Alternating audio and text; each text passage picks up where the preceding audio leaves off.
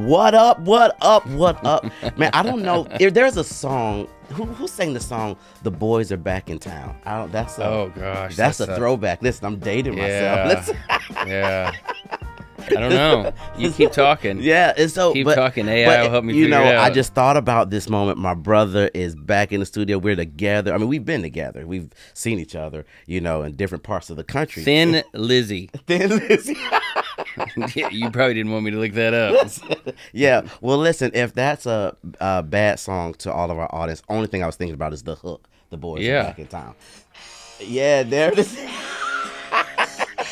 Oh, that's good. It. Yes, it's yes. Good. There it is. That's the intro right there. Back when music was music. Yeah. I gotta pause it or else we'll get sued. Sorry, there's only so many seconds. See, that was that live instruments, man. None of that studio manufactured sounds that our brother L Val, DJ L Val, they be doing that studio manufactured stuff. Can't do that on a turntable. Man, listen. He looking like, yeah, okay, I'll be jumping this camera and defend my musicians. Okay. All right. Well, let's start over. Boys are back in town. Boys, it can be used for anything. All right, here we go. All right, we start over. No, we're good. Oh, we good. Thank you, DJ L Val. DJ L Val. All right, man. Well, Brent Crow, my brother. Sir. Yes, sir. Man, it is good that we get to finally be back in the studio. For us, our rhythm, our summers are just crazy. And this summer's, we're going to kind of talk about it today. This summer was very, very interesting, to say the least. Yeah. Very fruitful. A lot of things that we learned. We were able to navigate a humongous curveball. Yeah. And it's been amazing. And what I've appreciated about it, brother, is like, man, we always talk about how leaders don't run from hard things. Well, that could never be more true of us this past summer. How we just really had an incredible summer. Yeah, the Lord moved and blessed. We saw a lot of students go through SLU 101 to 301. And it's just been wild. But I will say, brother to brother, it's good to see my man. It is good. Back in the studio. We're back together. It's football season approaching. So close. Oh, it's so close, And by football season, you mean college football season. I mean college football season. Yes, sir. I mean, that's the real football season. I mean, I tried watching an NFL preseason game the other day, and I was like, yeah, it's not the same, man. It feels like protecting a financial investment. That's all the decisions. Like, just somebody hit somebody. Right. Play football. Yeah. So. Well, here's the skinny. Big summer. Big summer. But here's we're not. You always want to recap, but most people don't want to tune in to listen to you recap and reflect. Right. Unless there's something very redemptive about that reflection. Absolutely. And this was a summer chalked with challenge. And whenever you got some big mountains to climb, you're going to learn a lot of lessons on the way to the view. Yeah, absolutely. And so we climbed some mountains this summer. We got to the top, but along the way there were some scars. That we got that taught us a lot. Yeah, it couldn't have seen some of them coming. Could have seen some others coming.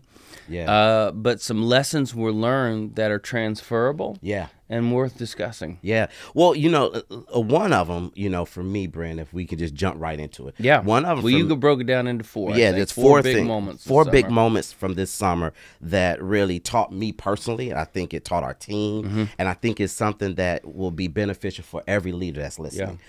Number one, we always talk about two things. We say here at SLU, we live by the 11th commandment, which is blessed are the flexible so they don't get bent out of shape.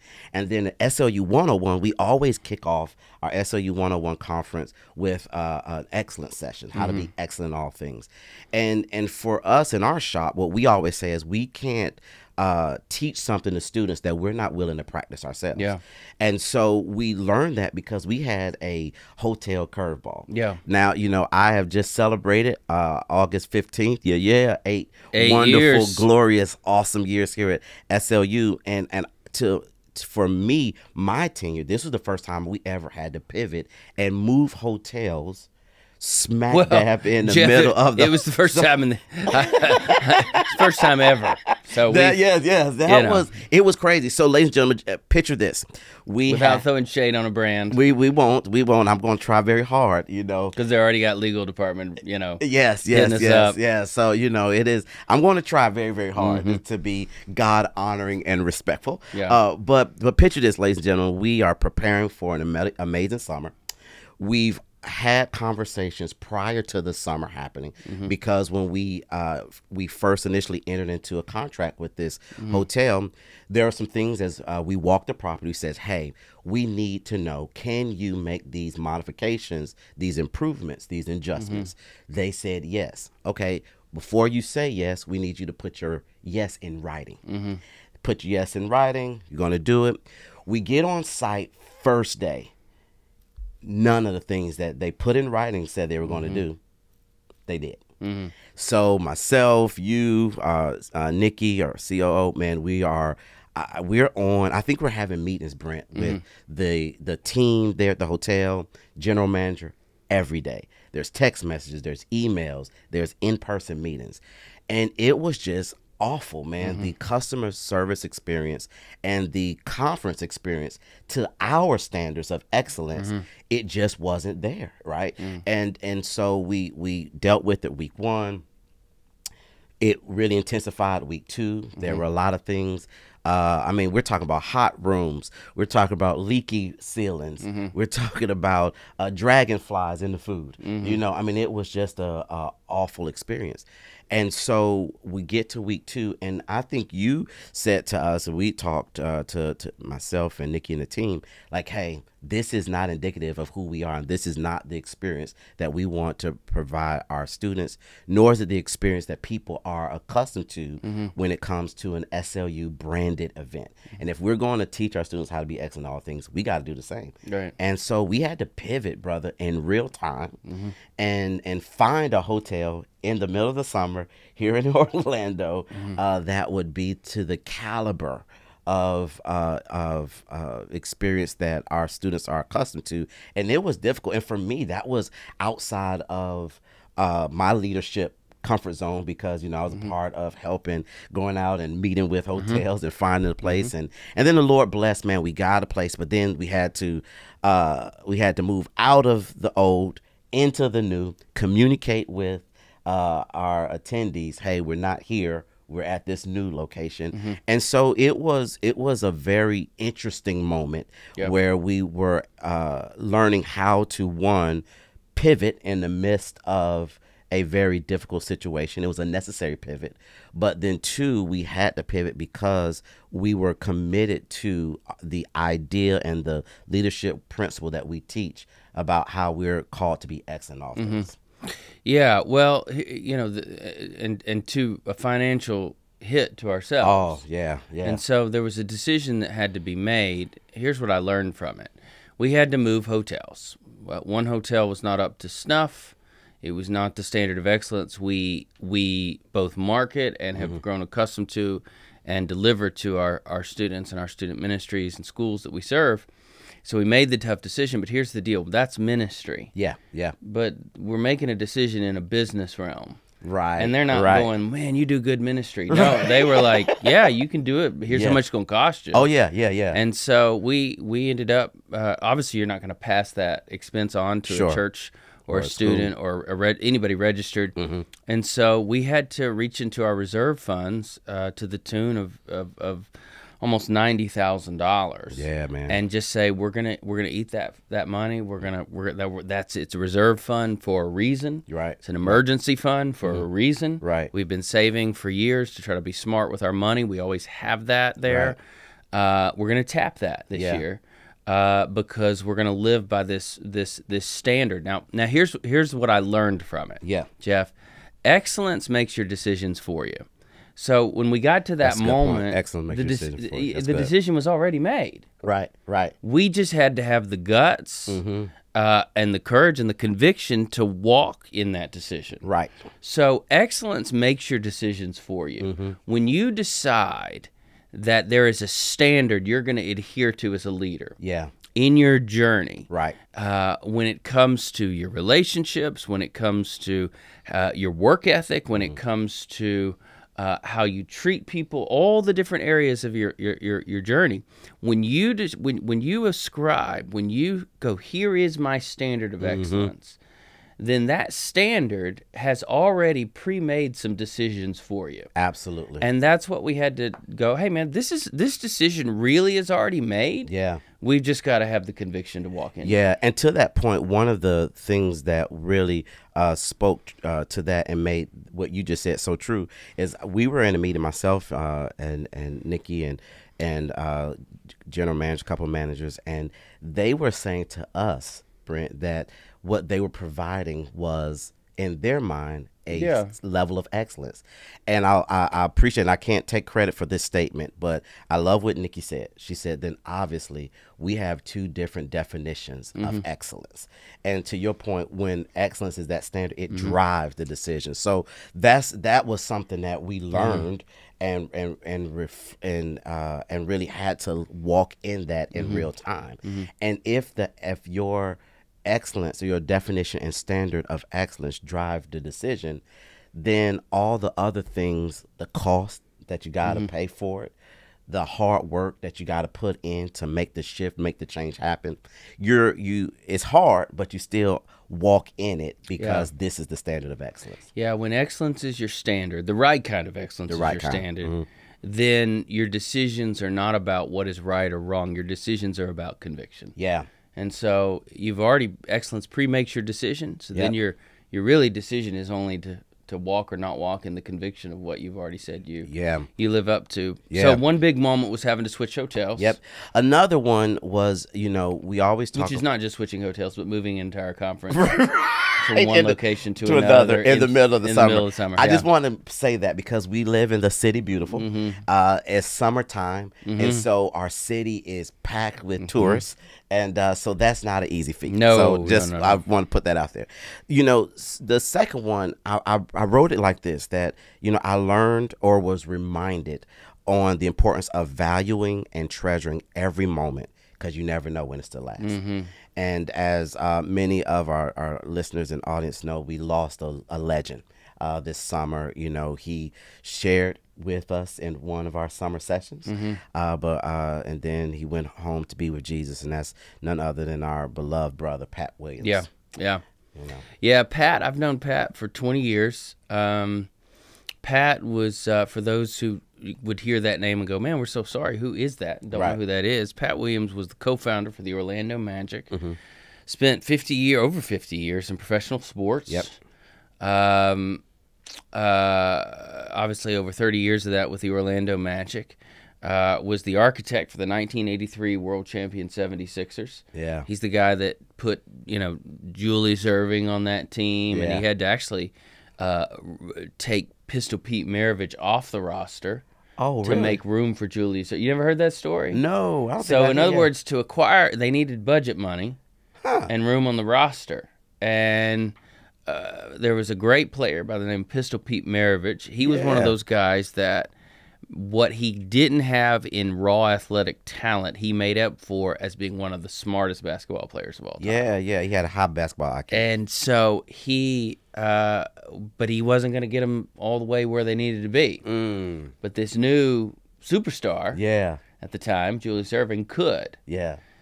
So I asked Pat one time, I said, how did you handle that? How did you say to a guy that was so beloved? Because that's the thing about Pistol Pete. Exactly. When you have a nickname, I mean, you're beloved. Somebody gave you that name. So he said, I just dealt with him the way I'd want to be dealt with. I called him and I went, can I come over and meet you at your condo? And he said, we just sat in his condominium there, and we just had a face-to-face conversation. I went, hey man, this is a business. It's a sport, but it's also a business. It's a game, but it's also a business. Right.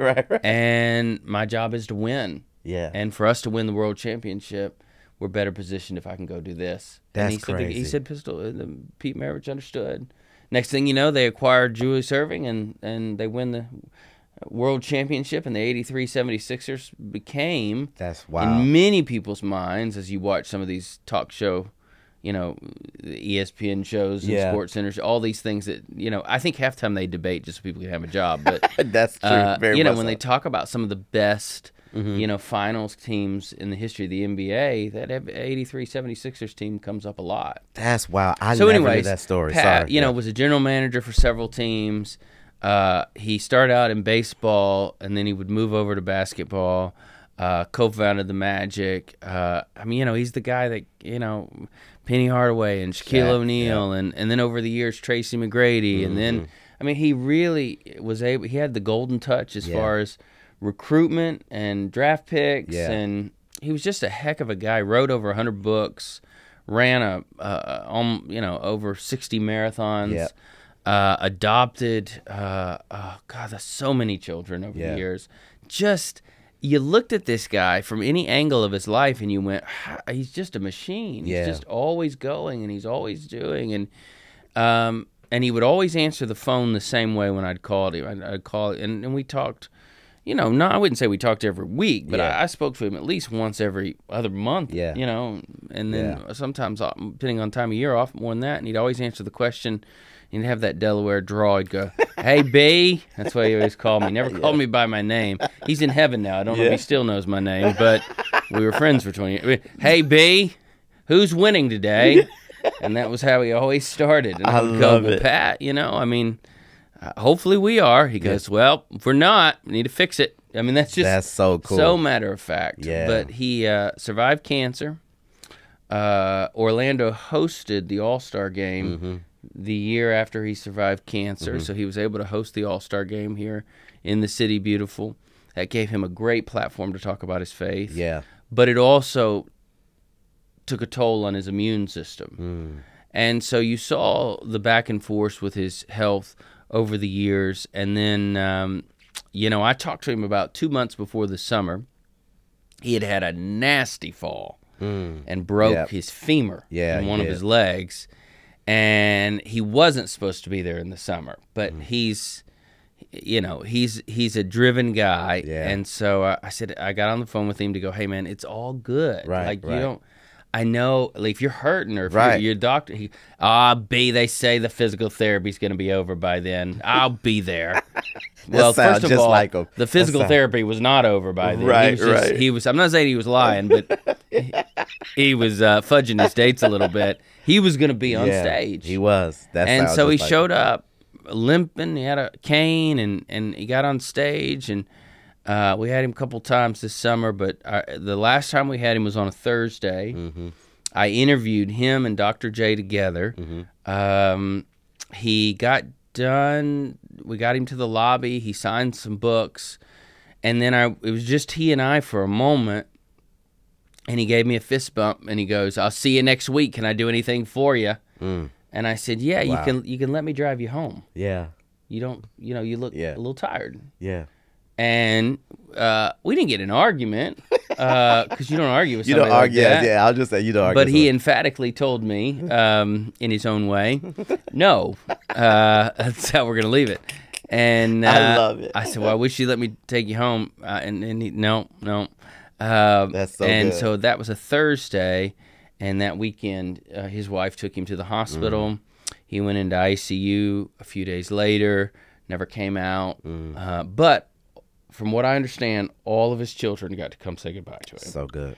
And Praise so, and then he died probably 2 weeks or so after he went into the hospital and went to heaven. Yeah. But the last thing he did on this planet before he went to the hospital was to come teach a bunch of students and that's about amazing. Leadership. So I love the tenacity of a Pat Williams. There's something I teach at SLU 301, Jeff, about the life of John Wesley, and that is to roll until the wheels fall off. Yeah. And Pat was an example of that. He was. I mean, he just went out with his boots on. He was never passive. Yeah. I think I'm a big Rocky fan, and one day Mick told Rocky, "People die because they don't want to live no more." Right. So people do. They wither and die when they become passive. And Pat never became passive. He didn't. And man, I learned so much from him, not just in the room, Brent, but just how he lived his life out of the room. Yeah. And that he was the same Pat. One of the things I respected, well, not many things I respected about him, but one of the things I respected was that he was the same Pat, no matter whether he was in the boardroom, in a pre-draft room, you know, running an organization or a basketball team, or in a ballroom full of students, you know, and so he will definitely be missed, but there's so much that we will learn from him. So that was a big moment for us, man. What did that teach you? I wrote down, it taught me that you'll never regret being fully present. Yeah. In other words, like, you know, I was like, Pat, you don't need to show up this week, man. If you're hurt and you're still recovering. Yeah. And then he shows up, and then it's like, whoa, he's here, so let's be fully present. Yeah. Like, let's squeeze every drop out of these moments that we can. Let's redeem the time. You don't have regrets when you're fully present. You may miss somebody. You may miss, we don't ever get to have that memory again. But you don't have regret, if you will. Yeah, and what Pat taught me was the value of maximizing the leadership moments and getting the best out of every opportunity that's provided to you. You know, Pat wrote over 100 books. He did so many things. And I think sometimes, you know, as leaders, we can be passive and we can rest in our successes of yesterday, not to push ourselves to continue to be successful in our today and setting up successes in our tomorrow.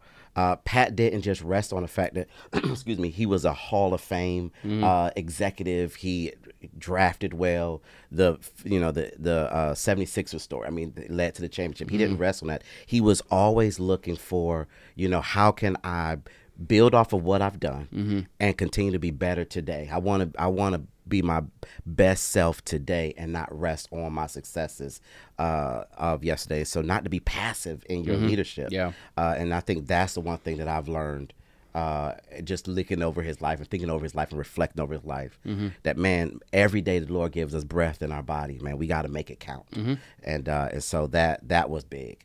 A third thing that I had was, man, you know, another big event. This is a huge event, big moment. A big moment, you know, and this is a moment, regardless of where you lean politically, it doesn't matter. I think this is a moment where we can all say, this was an awful moment that really was unfortunate, and that was the attempted assassination of former President Trump there while giving a speech, man. And I think I didn't see the video per se on a news feed.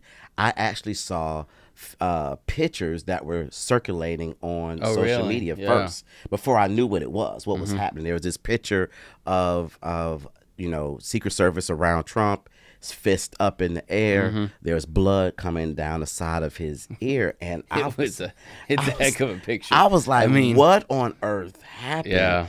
And so here, young man, troubled young man, obviously attends this rally there where Trump was. It was Wisconsin. Where was that? Pennsylvania. Pennsylvania. Yes. I just looked it up. Forgive me for looking at my phone. No, good. Pennsylvania. I couldn't remember Pennsylvania, Wisconsin. But in Pennsylvania, he's doing a rally, just a traditional rally that he's there, and there's so many. Not even one of his biggest ones. Yeah, it wasn't. And there's so many things that we can discuss about this, but for time's sake, you know, just hear this young man, obviously troubled young man, climbs up on the top of a roof of a building close to where President Trump was giving the speech, and attempts to assassinate here a former U.S. president.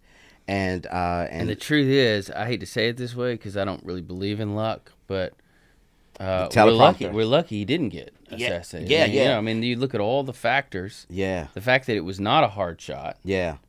And the guy missed several times. Well, and then the fact that he turned his head. I was just about to say, he just turned his head. I mean, he's lucky to be alive. He was, from my understanding, he was reading some stats on a teleprompter. And as he's turning his head to read those stats, that's when the shot hit and grazed his ear. Had he had his head face forward to the crowd, this would be a different conversation. And, you know, and I think, Brent, what saddens me and there's a lot of things that saddens me. I think, you know, anytime that there is any form of, and I'll put this in the category of domestic terrorism, you know, and just an awful event. But what saddens me is that we still allow our political positions to dictate our response, meaning that there were some who weren't as compassionate of the fact that here a former U.S. president, there was an attempted assassination of his life, and that we're in this world where that can't draw us all in together and unify us as a country and say, hey man, you know, what are we doing here? You know, and so that, I think that's what it taught me, was like, man, even in the midst of a awful moment, that there is still this division within our culture and society that I think has to be eradicated and dealt with, you know, and that was unfortunate, man. It was an awful moment, man, and praise God and thank God and praise Jesus that President Trump is still here, you know, because I just think that it was an awful situation. I took, you know, there's a lot that you take away from a moment like that. Let me put this in context of the summer. This happened on a weekend. Yes.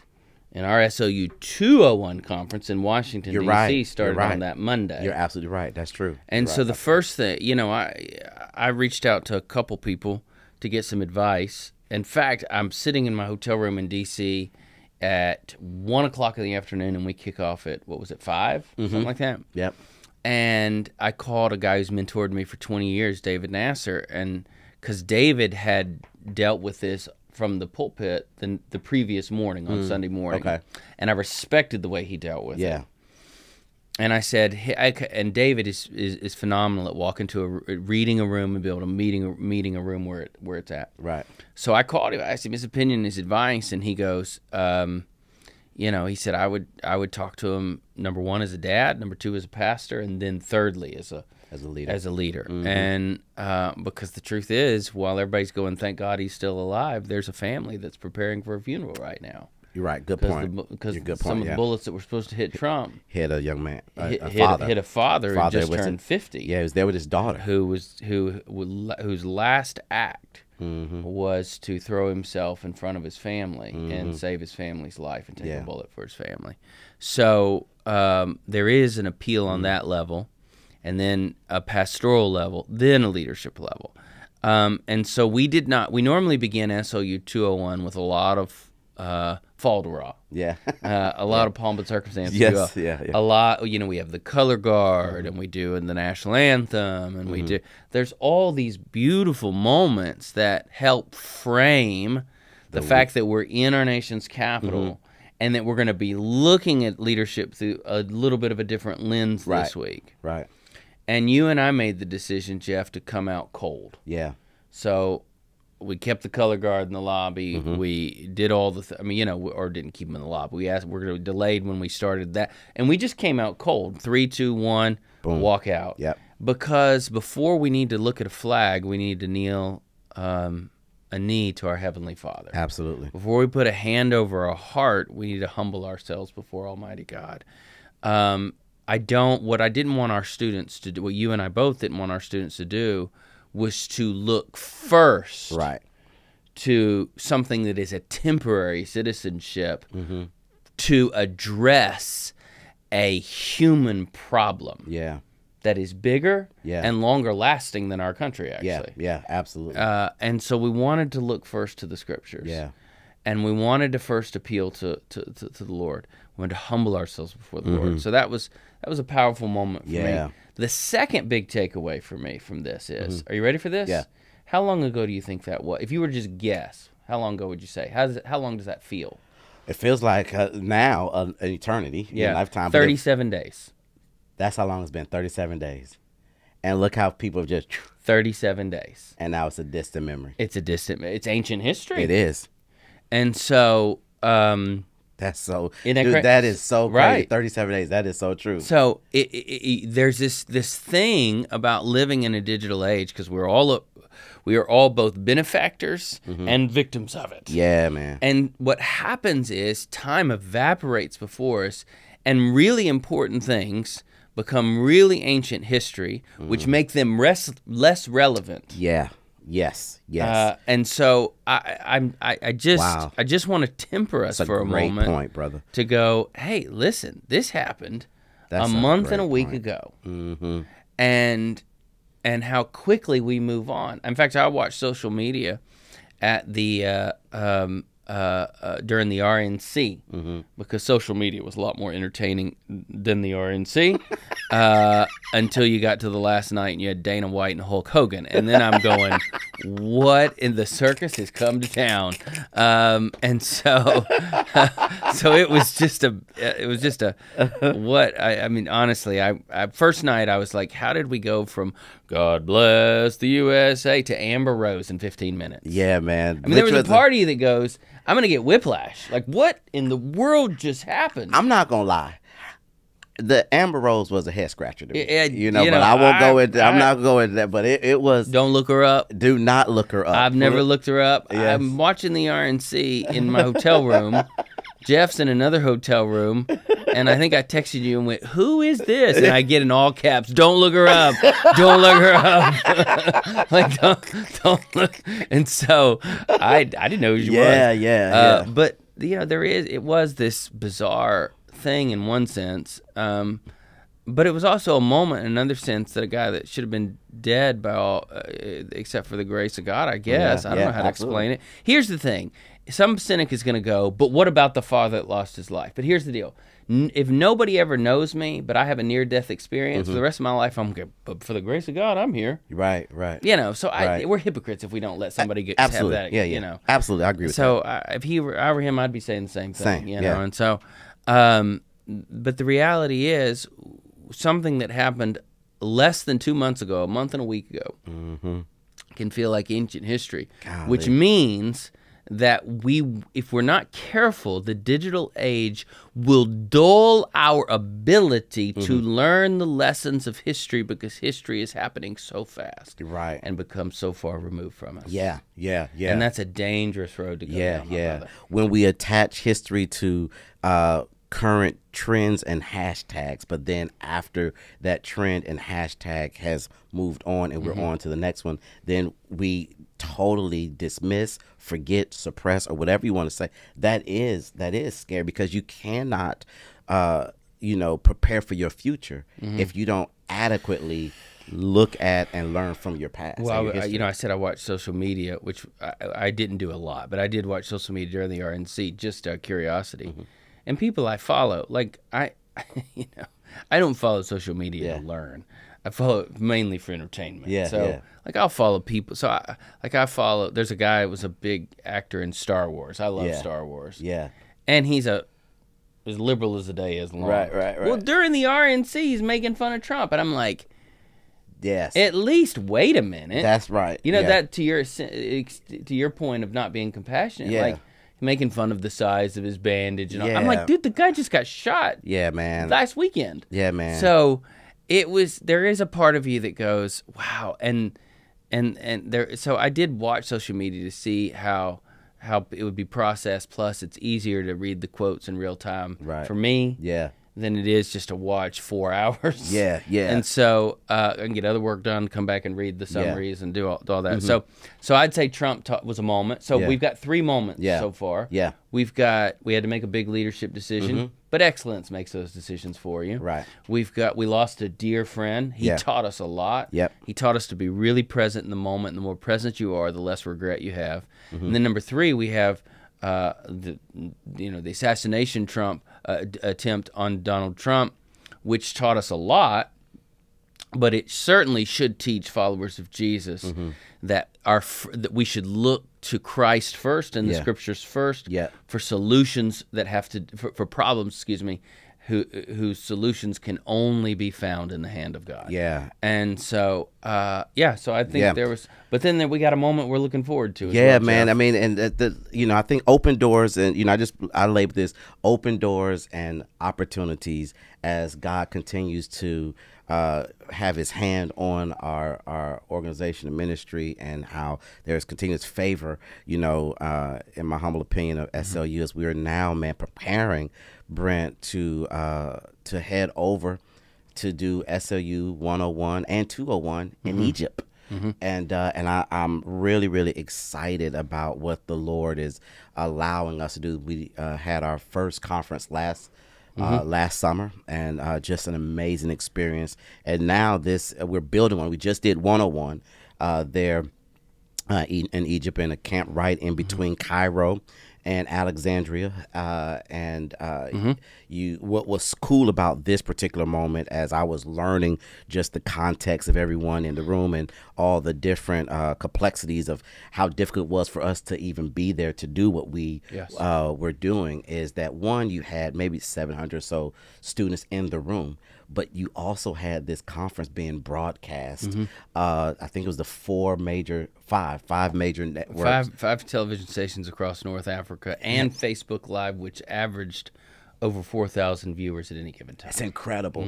So the open doors and opportunities, and and I think, a couple things that this taught me, and I'd love to get your thoughts on. It's your statement back when we had that little pandemic thing that we were dealing with back in the day. Which one, brother? Because I made a few that I hope won't ever get aired. No, this is good. We have it on the wall. That self-preservation will never change the world. And I think that is so true. It's like, man, when you're saying, hey, God, wherever you send us, we will go. And we're not going to play it safe, because we know your point as well. Grace demands more and never less, and so that when we are willing to just step out and trust God for what we have, man, He will open up the doors and provide opportunities that will absolutely blow your mind. And I'm a part of our team, and it's still blowing my mind. Oh yeah, it was miraculous, the opportunities that the Lord. And so provided. We'll be back SLU 101 and 201 Egypt in early September. Jeff, it's one of those things where you just look at it, as you said, it's miraculous, and you go, don't know how we're going to pull all this off financially, because it's pretty expensive. But we're going to do it, and this is an open door of opportunity that we feel we have to step through this door. And so we'll be headed back there doing this year SLU 101 with a new group of students, and then SLU 201 with all the students from that attended 101 last year. And it is quite amazing. We've got an incredible team going to teach at that conference. Sadly, we're going to be missing you. Man. That's okay. It's okay. You got a good reason. Your son's getting married. That's kind of a big deal. I have mixed feelings about it. So, but yes. Hey, my son's going to college this weekend. I got mixed feelings. I'm with you. Teaser, you definitely don't want to miss the next episode. But no, so here's what I wrote down. We got to land the plane, but here's what I wrote down about SLU. Egypt, and that is that if the mission of God doesn't precede your future vision, then everything good you will ever do is in the past. In other words, if what drives your future tense thinking, your vision, what you want to accomplish, you go, okay, where do we want to be in 5 years? What would we do for the glory of God if we knew we wouldn't fail? All those things that we talk about. If the mission of God doesn't precede all of that, right. then everything you're going to do that's worth anything is already behind you. That's so true. And so it is a very missional thing. I don't know how else to say it other than that. To say yes to SLU Egypt, because a lot of people ask us to come do SLU. Yeah, absolutely. In a lot of countries, in a lot of places, and we want to do all of it. We can't. Right. And so we have to look for the opportunities that not only align with the core values of SLU, the direction this ministry is headed, but there's also that third aspect of what you look at and you go, this is so obviously the mission of God at work that we need to be a part of it. It goes back to that old adage, find out what God is doing and get involved, right? Like, don't ask God to just come get involved in what you're doing. Find out what God is doing and get involved. God's doing something in Egypt. And we said, thank you, Lord, for letting us be involved. Yeah, man, that's so good. And so man, as we land a plane here, I want to land a plane by asking a big question to see if I can get you there and 120 seconds. You know, when you think about all of that the Lord is allowing us to do and see and be a part of, and man, I just so appreciate your leadership and just your vision. So, leader to leader, my question to you, man, what is your, it's probably a two-part question. What is, one, your hope for this generation? And then two, I know I said 120 seconds, no, that's a lot.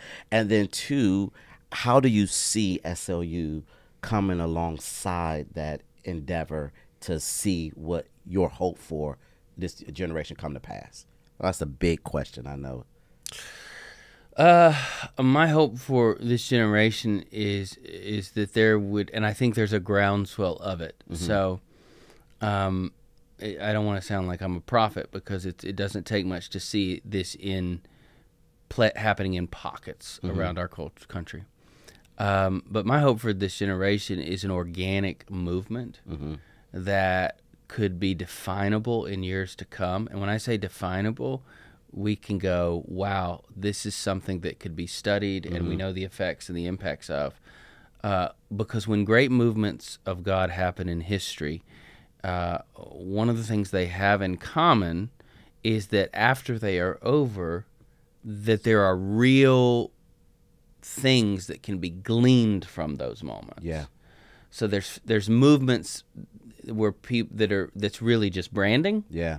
Those aren't real movements. Right, right. Come join our movement. That's not a movement. That's a brand. So true. There's movements that are manufactured, and that is, we know how to attract a lot of people and put a lot of energy in the room so that we can make you think we have a movement. Yeah. So that's a manufactured movement. Yeah. So whether it is come join our movement, whether it's branding or manufacturing, those aren't real movements.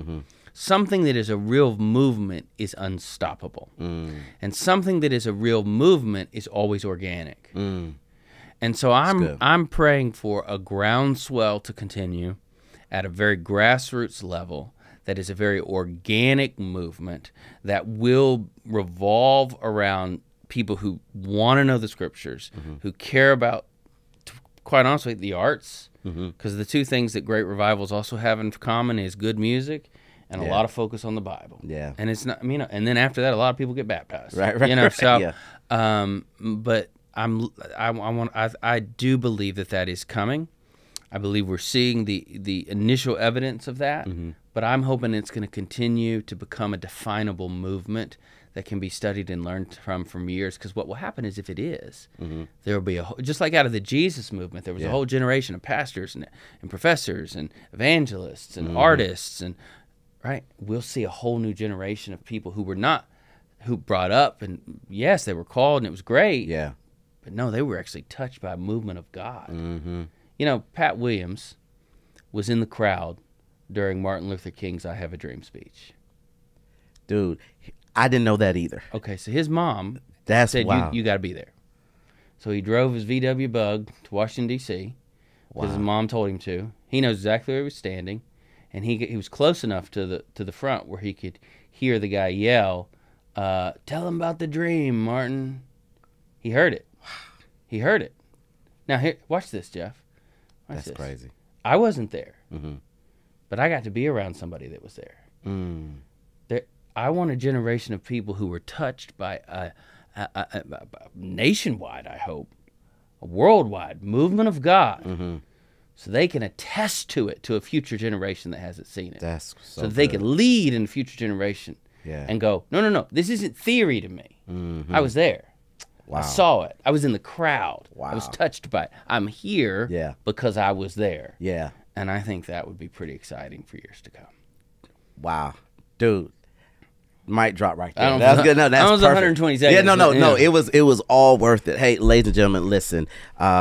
We're back together. Yes, we're excited. Yes, sir. And hope you enjoyed this conversation. It's the beginning of many more to come. And definitely you do not want to miss next week. We're going to have another great conversation on how to navigate seasons of change and preparation for back to school and all those great things, excuse me. But as always, hey, we want you to share this, let people know, get the word out, and you can always follow us and our organization here at SLU Lead. That's at SLU Lead. You can follow me at I am Jeff Wallace, and my brother at Brent A. Crow. Brent A. Crow. Hey guys. All right, man. Till we meet again. Yes. Wander well, shine like stars.